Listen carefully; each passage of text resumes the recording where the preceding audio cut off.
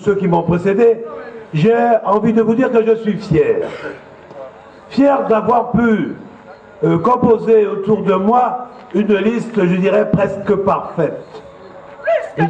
Peut-être plus que parfaite, je dis presque parfaite, parce que je sens, à travers ces femmes et ces hommes, que désormais, rien ne pourra nous arrêter à Matoury, surtout dans cette nouvelle mandature, parce que nous avons tant de défis à relever, tant de défis à affronter, et pour cette raison que je crois comprendre qu'autour de moi, eh bien, ils sont décidés à travailler ensemble pour mettre Matoury sur orbite, et c'est mon vœu le plus cher.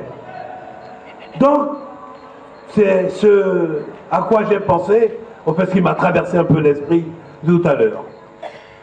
Bien sûr, nous sommes en campagne électorale, nous sommes dans une campagne municipale où nous entendons de ci et de là des gens qui ne veulent pas voir la réalité. La réalité, par contre, qui crève les yeux de tout le monde. De toutes les personnes que je rencontre, que nous rencontrons. Et des amis, nous en avons, même ceux de l'extérieur, même des collègues maires. S'il y a une commune qui a bougé depuis 2008 en Guyane, c'est bien à Matoury que cela s'est passé. Personne ne peut le contester. Et si la collectivité, justement, demande des rétrocessions de terres, de certaines parcelles de terre qui appartiennent à l'État, ou même par moment nous achetons aussi des terrains, eh bien c'est pour réaliser des équipements, c'est pour réaliser aussi des servitudes, faire des maillages, etc. Nous achetons même des terrains, dont certains dans les mains d'un privé, parce que nous savons qu'à terme, il y aura une route qui passera dans tel endroit et qu'il faudra justement éviter du gâchis. Et c'est pour cette raison que la ville, effectivement, préempte, parce que c'est son droit de préemption. Mais si ce n'était pas le cas, ce que nous avions fait depuis, je parle des années 90, dans le document spécial plan urbain, maîtrisé, organisé pour mieux vivre ensemble, eh bien, on ne serait pas sorti de 2700 habitants, comme a dit ma collègue Evelyne Okoyoun-Patient, de 2000-3000 habitants, à plus de 35, voire 40 000 habitants, eh bien, sans fracas. Ça veut dire que entre ces années de 90 à nos jours, et particulièrement entre 2008 et 2013, il s'est passé beaucoup de choses à Matoury. Avez-vous encore en mémoire ce DVD et ce document de mars 2007 que je vous ai distribué et que nous avons réalisé, l'équipe municipale? Nous avions dit, voilà, la projection pour les 15 années à venir, une vision humaine pour la réalisation de projets urbains. Eh bien, aujourd'hui, vous avez, eh bien, Carrefour Matoury, où nous parlions, on disait, mais c'était un rêve, jamais ça se réalisera. Eh bien, Carrefour a été réalisé. Vous avez eu Bricorama, Weldom, qui aujourd'hui est là. Vous avez But, le plus grand magasin But de France, est installé à Matoury. Ensuite est venu, eh bien, Agora et Family Plaza, c'est 52 commerces. Mais entre-temps, nous avions eu aussi le Parkway. Tout ça figure sur le document de mars 2007. Vous avez après Cricangui, vous avez la ZAC de la Chaumière, vous avez Copaya, vous avez Concorde. Le PRU de Copaya, il fallait aller le chercher, les crédits. 71 millions d'euros pour rénover, mais pas seulement de rénover Copaya, mais structurer le bourg. C'est pas par hasard hein, que cette place-là est restée comme ça. C'est pas par hasard. Hein. Vous avez vu ce qu'il y a derrière? C'est la maison des arts martiaux au nom de Lucie d'Écosse. On a construit. Bientôt, nous allons aménager encore cette place. L'extension des cours de tennis. Nous allons aussi le réaliser. Eh bien, la salle de spectacle. Nous étions en train de réfléchir pour l'installer. Et nous avons maintenant l'emplacement de la salle de spectacle qui se situera du côté de Mortium. On est en train de faire les 60 logements là, qui est en train de se faire derrière nous. Eh bien, c'est tout cela. Nous avons déplacé le programme de, je dirais, de construction de logements dans cette partie de ce lotissement parce qu'il fallait laisser suffisamment d'espace. Et puis le nouveau marché, qui sera un marché couvert avec un marché forain. Donc c'est tout cela qui va se passer, mais nous avons dû au même moment, il ne faut pas oublier que les engagements que nous avons pris en mars 2007, aucune crise n'avait été annoncée. La crise économique de 2008 arrivant, eh bien, il fallait faire des choix. Nous étions lancés dans une réhabilitation de Cognola-Mirande, réhabilitation de la Cotonnière Nord, la B62, la B12. Il fallait apporter notre participation, ce que nous sommes en train de faire, et nous n'avons pas encore terminé, compte tenu de la lourdeur, effectivement, de cet ouvrage-là. Il faut apporter, même si l'État nous accompagne, mais il faut trouver les 20% restants, et c'est une chose très lourde, surtout si on n'augmente pas les impôts. Et c'est ce que nous avons fait. Mais au même moment que nous réalisons ces hiérarchies, nous avons aussi construit des écoles, nous avons construit des routes, nous avons amélioré nos routes, notre voirie, l'éclairage public. Vous aurez bientôt en main le bilan financier que je vous ai promis lors de l'établissement des 2 bilans de mi-mandat et de fin de mandature. Lorsque vous parcourirez ce bilan, vous-même vous poserez des questions, mais comment ils ont fait pour faire autant de travaux et investir sans emprunter? Nous avons, dans le cadre de documents et de l'engagement que j'ai pris en mars 2008, nous avons accompli 90% des programmes qui figuraient dans ce document, mais nous avons largement dépassé, parce que ce qui n'était pas prévu dans ce programme, nous avons réalisé d'autres choses. Par exemple, je prends pour preuve le port qui est inscrit dans l'aménagement, mais nous avons rencontré des problèmes parce que le portique d'élevage ne fonctionnait pas et les marins-pêcheurs guyanais avaient besoin de ce portique d'élevage pour obtenir la visite, bien sûr, de leur navire, mais obtenir le certificat pour leur permettre de naviguer en mer.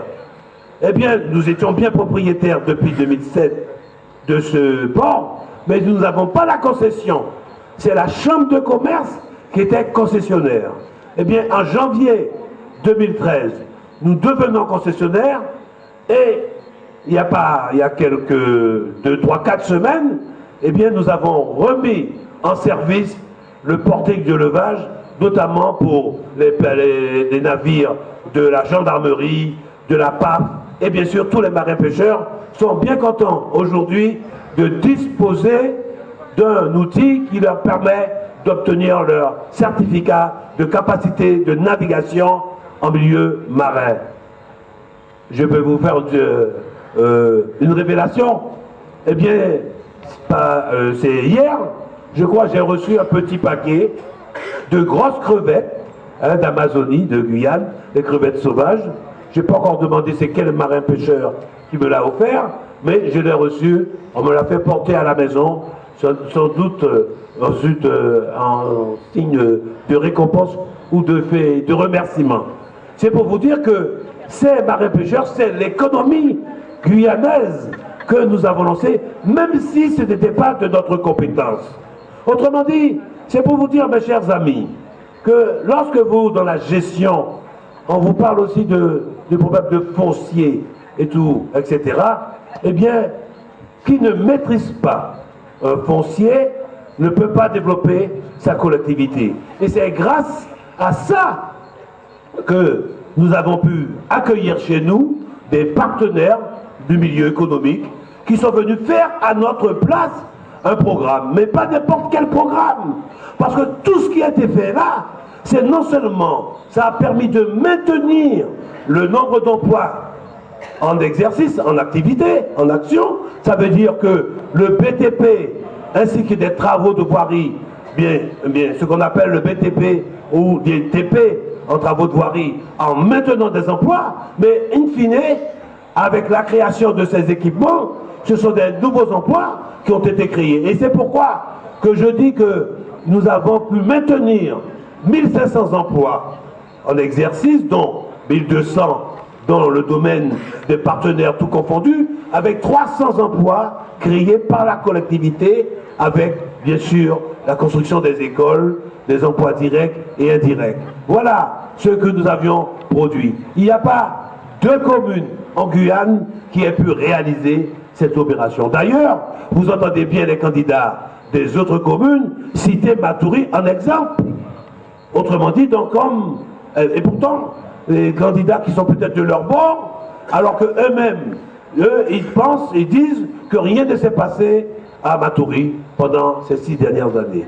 Eh bien, mes chers compatriotes, lorsque vous circulez sur Matoury, vous sentez que cette commune bouge. Je vais parler tout à l'heure de Copaya.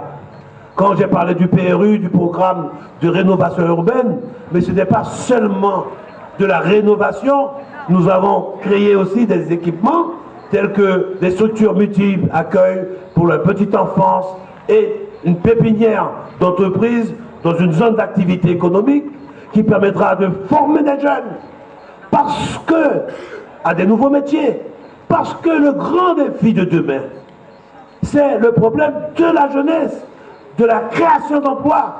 C'est pourquoi que pendant cette période qui vient de s'écouler, nous avons voulu donner de la force à cette commune-là. Et je peux dire que Matoury aujourd'hui, c'est vrai, elle s'est enrichie par son patrimoine.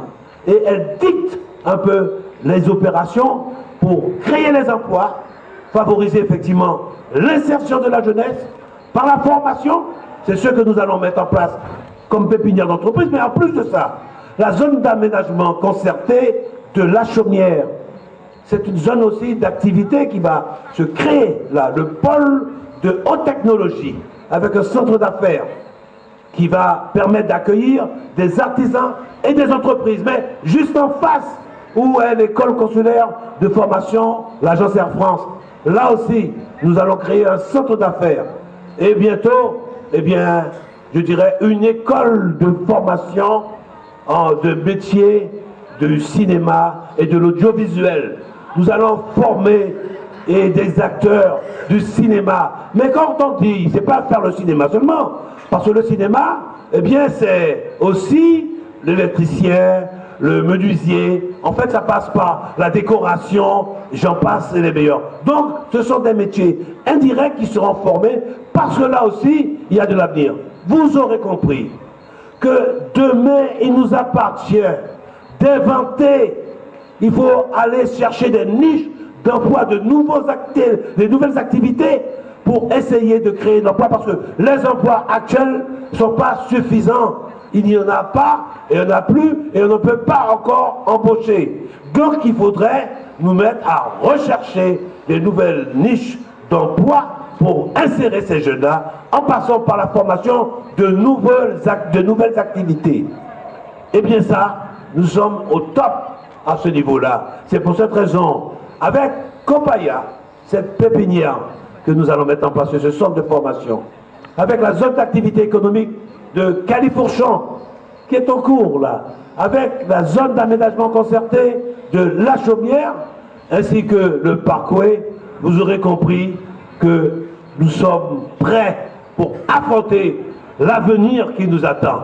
C'est pour ça que nous avons retenu le thème « Tous unis vers de nouvelles ambitions » pour Matoury la dynamique. Et je compte sur vous pour qu'on puisse en faire une démonstration et réussir ce programme ambitieux qui est tout à fait nouveau, mais qui, je pense, eh bien, peut justement apporter une réponse à cette jeunesse, à cette génération future.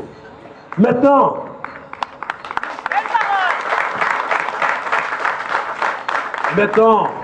Tout le reste de ce qui se passe sur Matoury, vous le savez. Vous circulez sur Matoury, vous avez Concorde, la ZAC de Concorde. Quand on va construire les 2 hôtels, et j'étais avec les promoteurs avant-hier, les promoteurs, M. Stéphane de Rénal, qui est parti aujourd'hui d'ailleurs, eh bien, pendant que nous sommes en politique, nous sommes en train de travailler pour l'avenir. Eh bien, ça sera 150 emplois. 150 emplois, et je ne parle pas des emplois indirects. Quand nous parlons